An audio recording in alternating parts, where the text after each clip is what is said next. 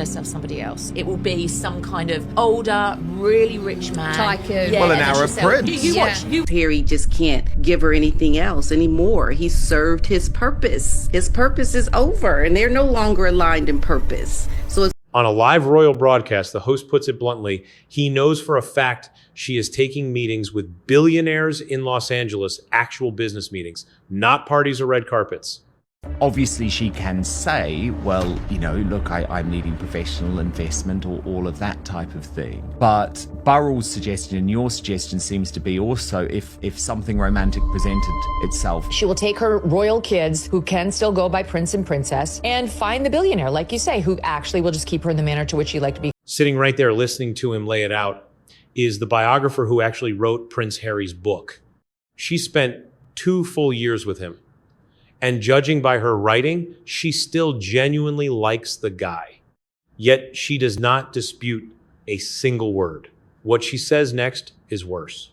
She doesn't want a pauper. She doesn't want another pauper Angela like Harry. You know that he's not rich enough for her. Okay. It gets trickier because these billionaires can sense one thing. When you're not looking for a partner, you're looking for a solution. Meghan has been chasing very rich men for a long time now. Angela Levin says she does not know if they are not interested in Meghan or if Meghan has not fancied them, but she is still hanging on to Harry. And here's the reason given. She cannot find the right person. I think she's been after people who are extraordinarily rich for quite a long time now. And I don't know whether they're not interested in her or she hasn't fancied them, but she's still... Let that sink in. She is not still in love. She is just holding on because the right billionaire has not appeared yet. Diana's butler already said as much on television. Paul Burrell worked for Princess Diana for 10 years. He knows exactly how these people behave when the doors close. It will never be enough for Meghan. She will move on. Her next target is a billionaire. I think it won't be enough for Meghan and it won't be enough for Harry. And she will just go off and her next step is a billionaire because she's got millions. So why not step up to a billionaire? And why not go? Then a royal correspondent twisted the knife on that very show. Meghan is always plotting her next move. She always has a plan. And that plan, he says, includes her husband. We know she is already building close friendships, let us say with several billionaires, who could come in handy for many reasons. Her husband is basically just a chore on a to-do list. Why now? Just look at who she is married to in 2026. On a podcast, Harry was asked what he does. He could not answer. He mumbled about being a duke, then a prince of England, and then just fell silent, 41 years old. He is aimless. He doesn't know what he's going to do. I always see him like a kind of well-trained racehorse in the way that he doesn't know what to do outside the tracks. And Montecito is very much outside the track. He took 50,000 pounds to speak at a property conference. Yet when they first landed in California, he could command $1 million per appearance. That is a massive fall. As for his family, neither the king nor queen wants him back. William and Catherine will not tolerate him either. Harry came from a frantic royal lifestyle where he always had a purpose. Even in his downtime, he played polo and did whatever he pleased. Now he sits in Montecito twirling his thumbs, wondering what his role is and where his next project will come from. Ingrid Seward has edited a royal magazine for 40 years, and she summed up his entire role in a single sentence. Meghan has to cling to Harry because he is her golden ticket. Without him, is she just a minor starlet? That was written years ago. But that ticket has already been cashed. She married a prince, and now she is stuck with a man who cannot even describe his own job. Good grief. What does a woman like that do next? And that ridiculous story about how they first met. The whole thing was a tissue of inaccuracies, to be polite. Because, of course, I got the real story that he got a blind date and was called up and all that. And this is the other thing, which is one of the many, many lies she tells, that she arrived in London, full career, single girl, wasn't interested. Of course, she'd been coming to London since 2013, hunting for a man to marry. She wanted... To understand how this drama ends, you have to see how it all started. It never began with love. It started with a calculated plan years before Harry ever heard her name. She targeted London. That is how the people who knew her actually put it. Meghan claimed she was blessed and privileged, promising she would treat people exactly how she wanted to be treated. Then she turns around and does the exact opposite, showing a total lack of class. You can take the girl out of the spotlight, right? People like this before she was in the royal family. That's the thing. right. This is that part of her Hollywood? personality. A panel of royal experts mapped it out recently, and the very first name that came up was footballer Ashley Cole. He was her target long before any prince was ever in the picture. Then in September 2015, at 1 a.m, an unsolicited message slid into Piers Morgan's inbox. She thanked him for the follow. She wrote that she was a big fan. He kept the screenshot, and you cannot dispute the timestamp. Yet the real shocker never made the headlines. These pictures that I'm about to show you have been banned from the internet. They were scrubbed, but now they're back. They're finally out there. They couldn't keep these files. Before she ever met Harry, she made a very telling confession to her agent. Author Tom Bauer sourced this directly from that agent. She had Googled Harry. She had searched deep into his personal life, not just looked him up online. She did thorough research before their very first date was ever scheduled. That is not a crush, that is homework. She genuinely did get duped in some sort of way. She thought that she was marrying a multi-billionaire. That's how she saw Harry. Unfortunately, the reality of when she came to him, he was living in Frogmore Cottage with his sort of stash and his picked-apart couch. She found very quickly that he, first of all, is not a cash cow. He's got some inheritance. And second of all, he's useless outside of the royal gates and totally... Lady Colin Campbell has observed this family for 40 years, and she raises the only question that actually matters. Would she have given him a second look if he were not Prince Harry? No one in the studio spoke up. No one had to. Lady Colin also mimics how Meghan operates, and it is chilling to hear on daytime television. She refuses to give anything away for free. She demands what she wants and gets exactly what she wants. It is incredibly transactional.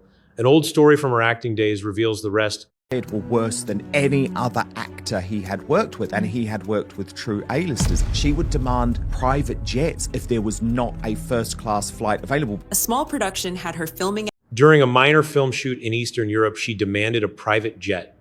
The producer had to explain that his small budget could not cover private flights, calling her request absurd. They said she acted like she was Beyonce, but she was only on basic cable back then. Give me a break. And he was like, are you kidding? But Like, who you are think you? our small production has the ability to fly you on a private jet? Like, you're nuts. But she But thinks, that's how she she thinks thinks. she's Beyonce. Yeah, yeah, she yeah. thought does. she was Beyonce then. Yeah, yeah, and yeah. then she is a social climber, and she wants... May 19th, 2018, Windsor. 600 people inside that chapel and the whole world watching. But look closer at who was actually sitting in those pews. Her guest list to her wedding showed her real ambition was to be a star in California. Tom Bauer counted them. Harry's friends were left off. Her Hollywood contacts, though, were all invited. Oprah Winfrey, George Clooney, and a whole row of her own agents. Her talent agents at a royal wedding. All my life, you know, and then Oprah Winfrey had met them once. She was a guest. The Clooneys, the guests. I mean, never met them before, but they were the guests. And, you know, I thought to myself, this all showbiz. Tina Brown edited Vanity Fair and never needed to sell a tabloid to make her mark. She looked at that same guest list and saw something far worse. Those guests, she wrote, were not a picture of the actual friends Meghan had. They were a picture of the friends she wanted to make. Let that sink in. On her wedding day, she filled a royal chapel with people she did not even know yet. The sheer nerve of it. Not in a million years did Meghan think she was going to land Prince Harry. She actually thought she would land Prince Andrew until Fergie stepped in and put a stop to it. Andrew Morton has covered this royal family since the days of Diana, and he only needed 5 words to sum her up a networker to her fingertips. Which was to find a man who needed her. Oh. And she played him brilliantly. The actress was sensational. And it worked. That is the thing. Look at the rungs. 2004, a Los Angeles. And it worked. That is the thing. Look at the ladder. 2004, a Los Angeles producer with an address book. 2012, Marcus Anderson, the gatekeeper at Soho House. This guy has been lurking in the background the entire time. Don't you find that a bit suspicious? Because I definitely do. Something is definitely strange here. Through him, she met Jessica Mulroney, whose father-in-law was a former Canadian prime minister. Once she got a role on Suits and befriended Jessica Mulroney, her social status shifted. In 2014, over in Dublin, a basic cable actress is somehow sitting on a stage as a counselor at One Young World. She is right next to Kofi Annan, Bob Geldof, and Mary Robinson, a former top official at the United Nations. And look at her, how convenient. 12 years, 7 rungs, 1 single direction. Draw your own conclusions, because this is exactly what Meghan has been doing. She's a piece of Klingon, like she clings to somebody who can get her there. So Meghan manages to befriend one person of a very popular group, and then that person introduces her to the others. And because she's being brought in by somebody they trust, and that Meghan was really trying to kick Jessica out of her life is a bit surprising. This was a woman whose children played a prominent role in your wedding just 2 years before. Meghan dumped her and seemingly has never spoken to her, never spoken about her. And the reason, according to reports, that Meghan wanted Jessica out of her life is quite silly, you could say. Right. So here is the ultimate test. If a person drops friends the moment they stop being useful, there should be a trail of bodies left behind. And there is. 6 major ex-friends spread over 30 years. Not one of them has ever sat in a room with another. Jessica was intimately close with the couple, and yet she was unceremoniously kicked out. Nanaki Pretty was her best friend since they were toddlers and a bridesmaid at her first wedding. What she describes is a brutal shutdown mechanism. Once she decides you are out, she goes completely cold. Then comes the line that cuts a life clean in half. There is Meghan before fame, and there is Meghan after. Back in 2006, Rachel Meghan Markle was at a Hamptons party where Harvey Weinstein was guest of honor, but nobody mentioned her name because she was still a nobody. Lizzie Cundy knew her in London before any of this. She says people simply served a purpose. Once the purpose was served, she moved on to the next. Millie McIntosh needed only 4 words: she cut me dead. Gina Nelthorpe Cowan was never a close friend. She was her UK agent for 2 years, watching it all unfold professionally. She points out that Meghan had a habit of moving on to better things, but there is another detail she describes that really hits home. 20 years ago, that woman would not be able to marry a working member of the British royal family. Even though she's an actress, even though she's playing a role, that is just beneath the British royal family.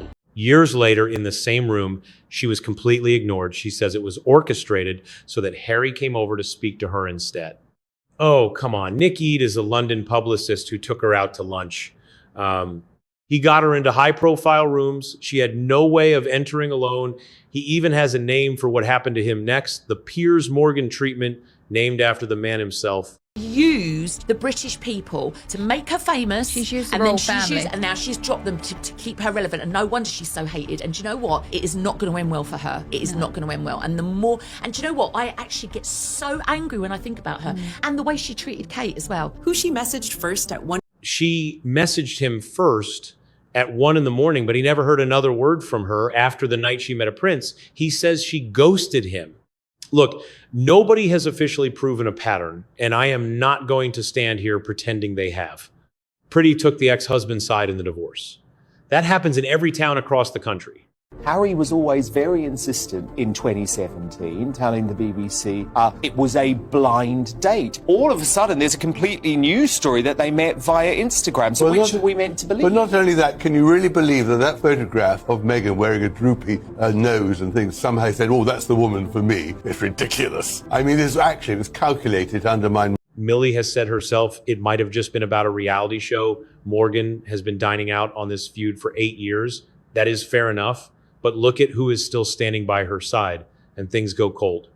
Doria Ragland, Serena Williams, Misha Nonu, and Marcus Anderson.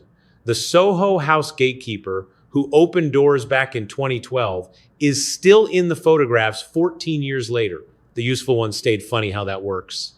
Meghan Markle only becomes prominent for Soho House, guys, after she starts being on Suits and she's introduced to Marcus Anderson. And then she gets more consistent and more prominent work, okay? Because then she could be in the presence of Marcus Anderson.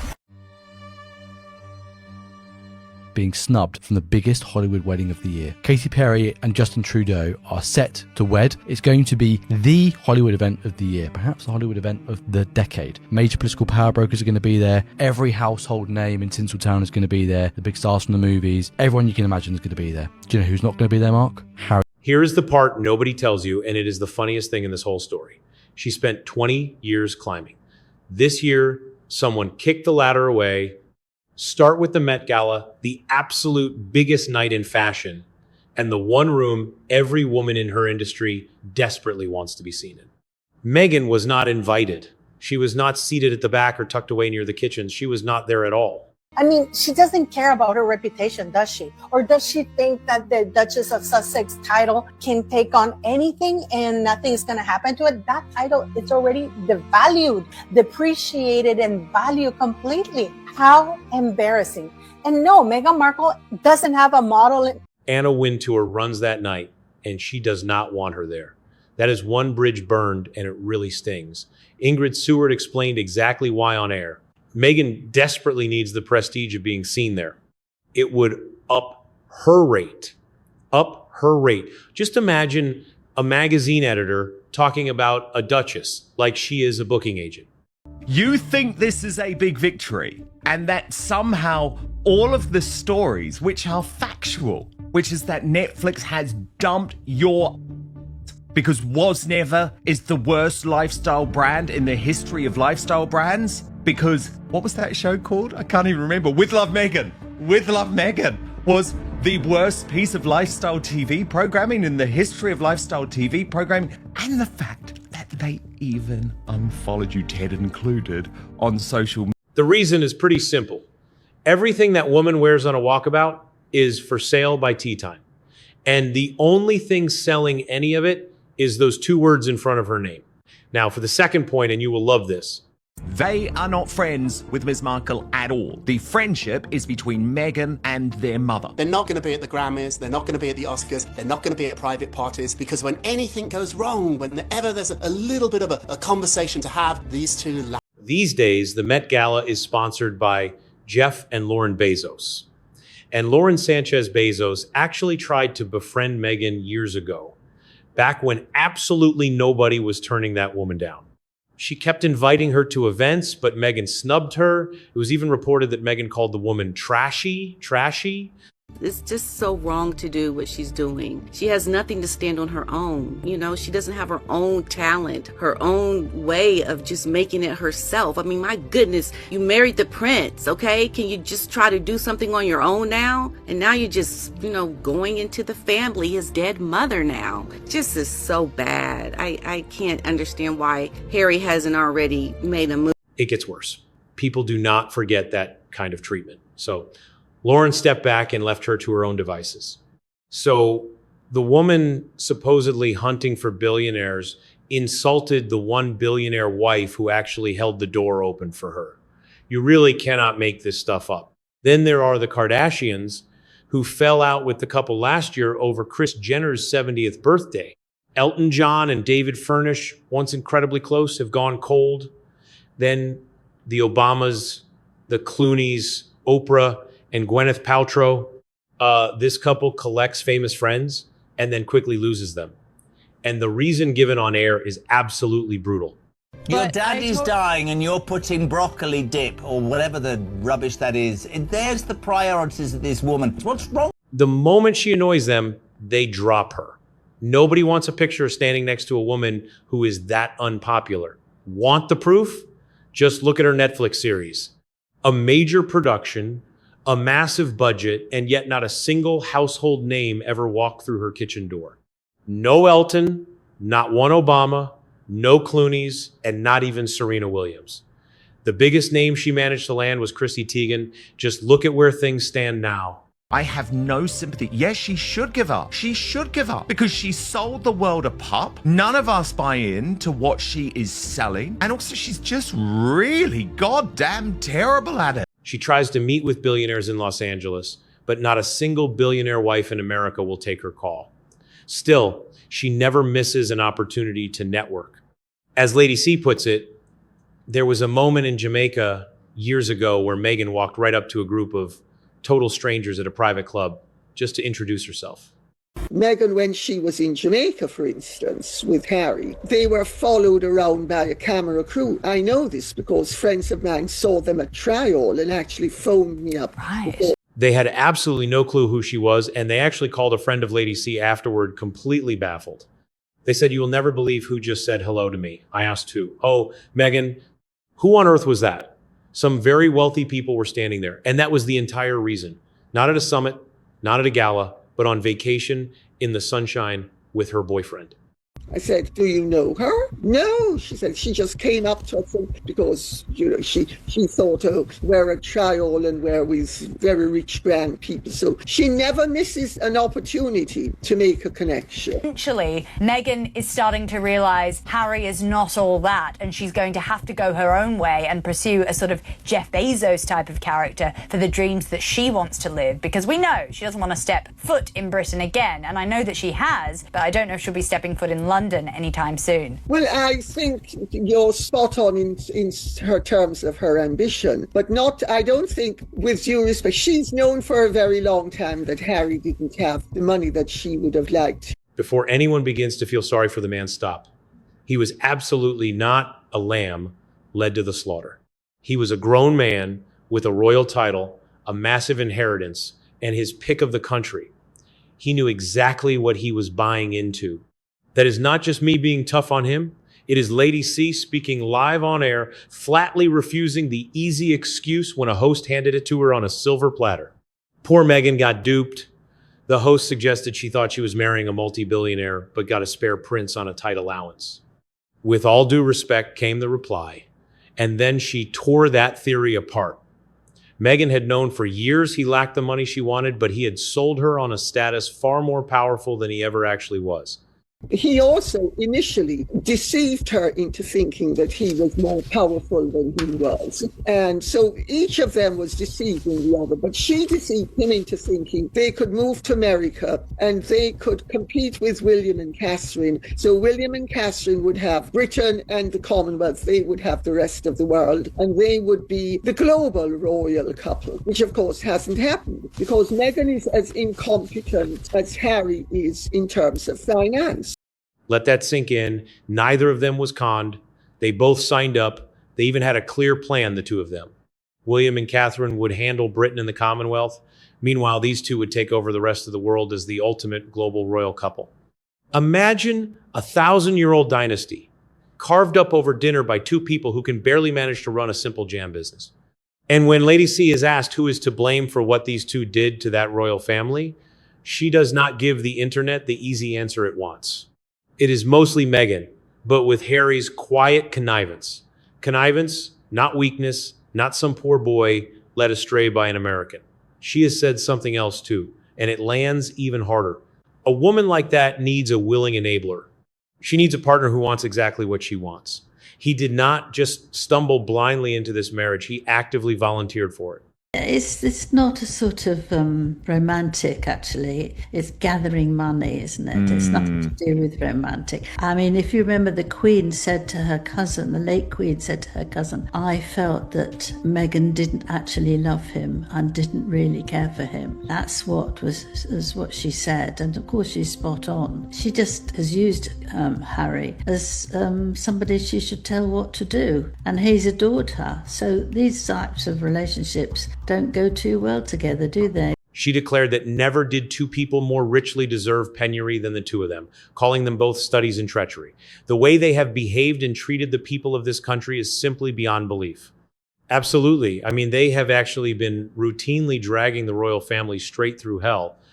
I truly believe that when he met Meghan, she whispered into his ear, a 36-year-old mature woman whispered into his ear, "Harry, you and I could change the world." Meghan Markle knew that, and she manipulated him because of that. Then, when she got everything that she wanted.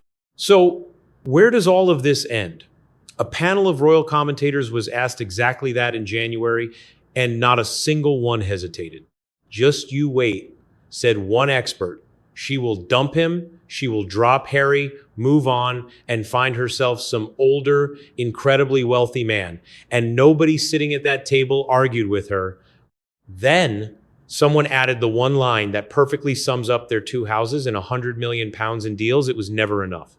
Meghan has got no real income anymore. She's finished. Right. The Netflix series is over. There's no great podcast. They don't generate any money. And I don't see where she is going from here. I think she has a major problem. Let us be very clear here.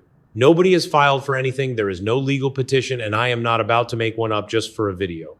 What we actually have is Harry's own biographer, Diana's butler, a royal correspondent, and Lady Colin Campbell all telling the exact same story this year and only arguing over the timeline. Make of that what you will. But here is the exact detail that should keep him lying awake at 4 a.m. He would be welcomed back by father and son like that. She would be the scapegoat. They'd blame her. His family never really had a major issue with him. Donald Trump put it perfectly in just 4 words to a royal biographer, oh boy, that wife of his. Billy Bush has reported on this family for 20 years, and he put it even more bluntly. William cannot stand Meghan, and he cannot stand his brother for falling for her. Angela Levin, no friend of this marriage, still describes him as a man who was essentially trapped. And the English people, I mean, I was over there when the Queen died. I flew right away when I was working at Extra and covered that whole thing. And it was, the ascension of Charles was right after it. They were almost preparing for 2 things at once and loved all the British folk. Loved Harry. They still love Harry. They're mad at Harry, but forgiveness will be quick and swift. It's all her. And every person I chatted with in the street, I did tons of MOS. All their bitterness is directed at Meghan. And look where Lady Colin Campbell lays the blame when she explains why they refused to let him come home.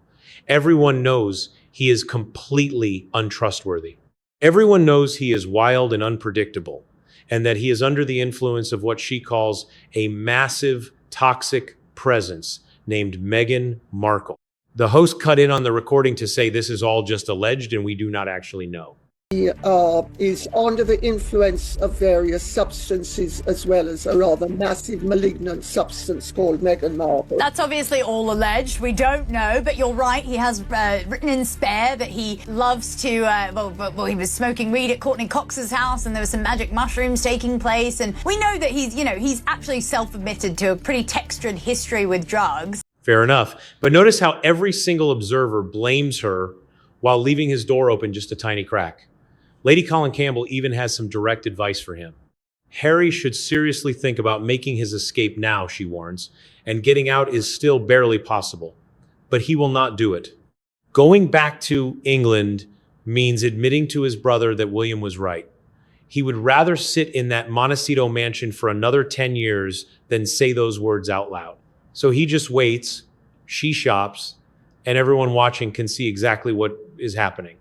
Honestly, the man has completely outlived his own usefulness. He was never the real prize. He was always the wrong.